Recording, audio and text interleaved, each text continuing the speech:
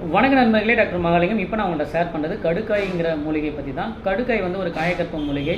சித்த மருத்துவத்தின் முக்கியமான மூலிகைகளில் இதுவும் ஒன்று. அதாவது சித்த மருத்துவத்தில் ஒரு குவைட்டே இருக்குது, தாயினும் சிறந்தது கடுக்காய் அப்படின்னு சொல்லுவாங்க. நம்ம அம்மா வந்து எப்படி நம்மளுக்கு தாய்ப்பால் கொடுத்து உணவு கொடுத்து இந்த சமுதாயத்துக்கு ஒரு நல்ல ஆரோக்கியமான குழந்தையாக தர்றாங்களோ, அந்த மாதிரி உங்கள் உடம்பை ஆரோக்கியமாக வச்சுக்கிறதுல, நம்ம உடம்பு ஆரோக்கியத்தை மேம்படுத்துறதுல, நம்ம உடம்பு நோய் எதிர்ப்பு சக்தியை அதிகப்படுத்தி நோய்கள் இல்லாமல் நீண்ட நாள் வாழ வைக்கிறதுல இந்த கடுக்காய் சிறந்தது. உண்மைதாங்க. கடுக்காய் வந்து ஒரு யோக கற்பம்.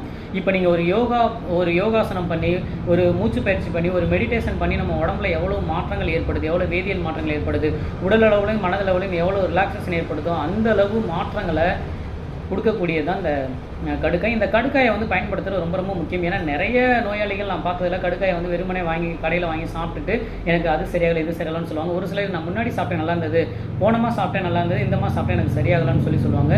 ஒவ்வொரு மாதங்களுக்கும் ஒவ்வொரு பருவநிலைகளுக்கும் ஏற்ற மாதிரி இந்த கடுக்காயை நம்ம பயன்படுத்தணுங்க. ஆமாங்க. உதாரணத்துக்கு இப்போ கார்காலம் மழை காலத்தில் அந்த ஆவணி புரட்டாசி மாதங்களில் கடுக்காய் சூரணை நீங்கள் சாப்பிட்றீங்கன்னா கண்டிப்பாக அந்த கடுக்காயோட முக்கியமாக சேரக்கூடிய அனுபானம் என்னென்னு பார்த்தீங்கன்னா, அஜ்வன்ட் என்னென்னு பார்த்தீங்கன்னா, இந்துப்பு சேர்த்து பயன்படுத்தணும். கடுக்காய் வந்து எந்த அளவு பயன்படுத்துறீங்களோ அதே சேம் ரேஷியோவில் இந்துப்பும் எடுத்துக்கலாம்.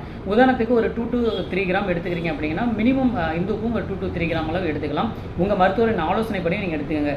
அதற்கடுத்து கூதிர்காலம், அதாவது குளிர்காலத்தில் ஐப்பசி கார்த்திகை இந்த மாதிரியான குளிர்காலங்களில் நாட்டு சர்க்கரையோட இந்த கடுக்காய் பொடியை நீங்கள் எடுத்துக்கலாம். முன்பனி காலத்தில் இயல்பாகவே நம்ம நோய் எதிர்ப்பு சக்தியை ரொம்ப அதிகப்படுத்துறதுக்காக மார்கழி தை மாதங்களில் சுக்கு சேர்ந்த சுக்கு குடிநீராவோ இல்லை சுக்கு பொடியுடனோ கலந்து நீங்கள் இந்த கடுக்காய் பொடியை எடுத்துக்கணும். பின்பனி காலத்தில் முக்கியமாக மாசி பங்குனி மாதங்களில் திப்பிலி சேர்ந்து எடுத்துக்கிறது ரொம்ப சிறப்பாக இருக்கும். இளவேனில் காலங்களில் இந்த சித்திரை வைகாசி காலங்களில் இந்த கடுக்காய் பொடி நீங்கள் சாப்பிட்றீங்கன்னா அவசியம் தேனோடு எடுத்துக்கங்க, ரொம்ப ரொம்ப அவசியம். முதுவெளியில் காலங்களில் இயல்பாகவே ஆனி ஆடி மாதங்களில் வெல்லம் சேர்த்து எடுத்துக்கணும். ஸோ இவை எல்லாமே சேர்ந்து நம்ம பயன்படுத்தும் போது தான் அந்தந்த பருவ காலங்களில், இப்போ மழை காலத்தில் வரக்கூடிய நோய்கள்லேருந்து, வெயில் காலத்தில் வரக்கூடிய நோய்கள்லேருந்து, இளவேனில் முதுவெளியில் காலத்தில் வரக்கூடிய நோய்களை எல்லாத்தையுமே ப்ரிவென்ட் பண்ணுறதுல, அந்தந்த காலத்தில் வரக்கூடிய நோய்களை எதிர்த்து போராடுறதுல இந்த கடுக்காய் பயன்படுது.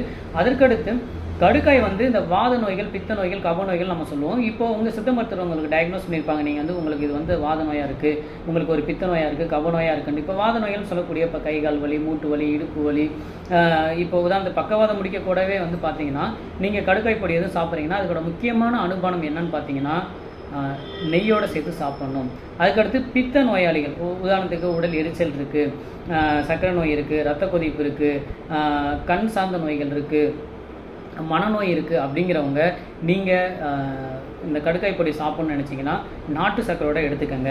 இப்போ கப நோய்கள், உடல் சார்ந்து உடல் பருமன் சார்ந்த நோய்கள், எண்டோக்ரைன் சிஸ்டம் சார்ந்த நோய்கள், அதாவது ஹார்மோனல் இம்பேலன்ஸ்னால் வரக்கூடிய நோய்கள், பெண்களுக்கு வரக்கூடிய கருப்பை சினைப்பை சார்ந்த நோய்கள், இந்த மாதிரி நோய்களுக்கு நீங்கள் எடுத்துக்கிறீங்க, பீரியட்ஸ் ப்ராப்ளம்னு சொல்கிறவங்க, இந்த மாதிரியான தொந்தரவுகளுக்கு எடுத்துக்கிறவங்க வந்து உப்போடு சேர்த்து எடுத்துக்கணும்.